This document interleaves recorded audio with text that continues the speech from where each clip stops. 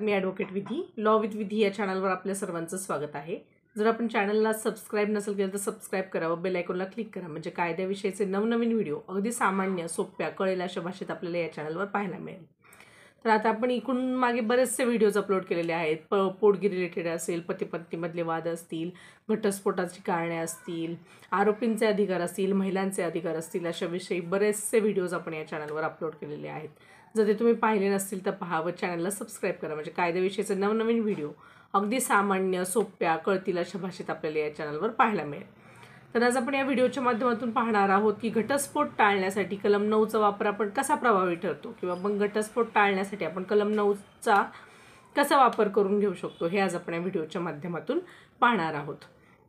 तर अलीकडेच न्यायालयात एक असं प्रकरण दाखल झालं होतं की राजेश नावाचा मुलगा लग्नानंतर 2 वर्षातच त्याच्या पत्नीकडून रीमाकडून घटस्फोट घेणार होता। दोघांनाही रोहन नावाचा 6 महिन्याचा मुलगा होता। राजेशने घटस्फोटासाठी अर्ज केला तर दिला, परंतु त्याच्या पत्नीला मुलगा मोठा होईपर्यंत बापापासून वेगळा होऊ नये असे वाटत होते। तसेही हे लग्न टिकावे असे रीमाला वाटत होते। तिचा उद्देश आर्थिक कारणासाठी नसला तरी मुलाला वडिलांचं प्रेम मिळावे असेही तिला वाटत होते। मूल भावनिकदृष्ट्या वडिलांपासून दूर होऊ नये, त्याला वडिलांचा वेळ, त्यांचे प्रेम असे तिला मिळावे असे तिला वाटत होते। हा मुलांचा अधिकार तर आहेच, शिवाय हिंदू विवाह कायद्याचे कलम 9 अंतर्गत वैवाहिक हक्काची बहाली सुद्धा आहे। सध्या घटस्फोटावरून वृत्तपत्रामधून खूप काही वाचण्यास मिळत आहे। लग्नाच्या काही वर्ष उलटून गेल्यानंतरही अनेक प्रसिद्ध व्यक्ती घटस्फोट घेतात। त्यावरून असे वाटते की पैशासाठीच ही मंडळी विवाह बंधनात अडकली होती। विवाह हे 2 पक्षांचे एकत्र येणे हे खरे असले तरीही यात एकाधिकार मुद्दाच नसतो। हिंदू विवाह कायद्यात विवाह हक्काच्या बहालीचा उल्लेख कलम 9 मध्ये करण्यात आलेला आहे। तो लग्न टिकवण्यासाठीच असतो।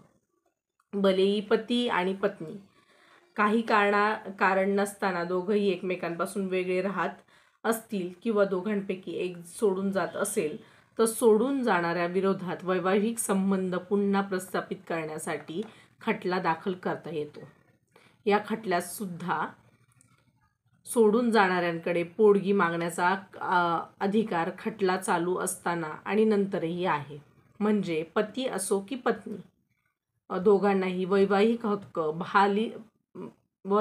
हक्क बहालीचा अधिकार असतो। हा कायदेशीर हक्क असून न्यायालयात याला डिग्री देऊ शकते।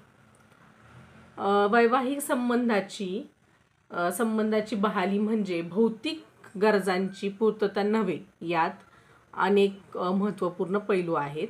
पती आणि पत्नीच्या दरम्यान काही अधिकार आणि कर्तव्य असतात, हे विवाहामुळेच पूर्ण होतात। हे अधिकार आणि कर्तव्य वैवाहिक अधिकाराअंतर्गत येतात। वैवाहिक हक्कांच्या बहालीस एक प्रकारचे वैवाहिक प्रकरणातील उपचार असे म्हटले जाते। ते एकत्र राहणे आणि भावनात्मक पातळीवर गुंतणेही आहे। तरी सुद्धा न्यायालयात वैवाहिक हक्कांच्या बहालीसाठी काही गोष्टी असणे अनिवार्य आहे व अनिवार्य असते। पती आणि पत्नी दोघांपैकी एक वेगळे राहत असणे, वेगळे राहण्यामागे कोणतेही ठोस कारण नसणे। सर्वोच्च न्यायालयाने सरोज राणी विरुद्ध सुदर्शन कुमार चड्डा प्रकरणात दाखल पत्नीच्या याचिकेवर वैवाहिक अधिकार बहाल केले होते। पत्नीला घरातून बाहेर काढण्यात आले होते। कनिष्ठ न्यायालयाने पत्नीच्या बाजूनी डिग्री दिली, परंतु पतीने त्यावर अंमलबजावणी केली नाही। त्यात कलम 9 च्या संवैधानिक वैधतेवर प्रश्नचिन्ह उपस्थित करण्यात आले होते। हे तर परिच्छेद 14 किंवा 21 चे उल्लंघन आहे असे म्हटले गेले।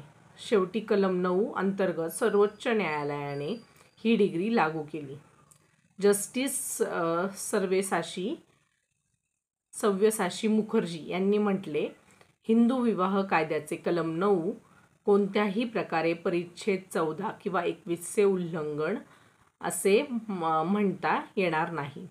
एक प्रकार हा सामाजिक प्रश्नांची सोडवणूक करत असून लग्नसंस्था मोडकळीस निघण्यापासून बचावणे आहे.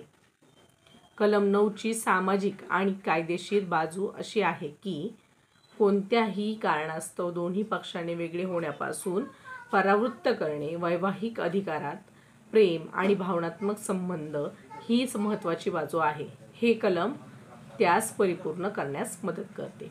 तर आज आपण या व्हिडिओच्या माध्यमातून पाहिलं की घटस्फोट टाळण्यासाठी कलम 9चा वापर कसा करण्यात येईल किंवा कसा प्रभावी ठरेल हे आज आपण या व्हिडिओच्या माध्यमातून पाहिलं. जर आपला व्हिडिओ आवडला असेल तर लाईक करा, शेअर करा आणि सबस्क्राईब करा. धन्यवाद.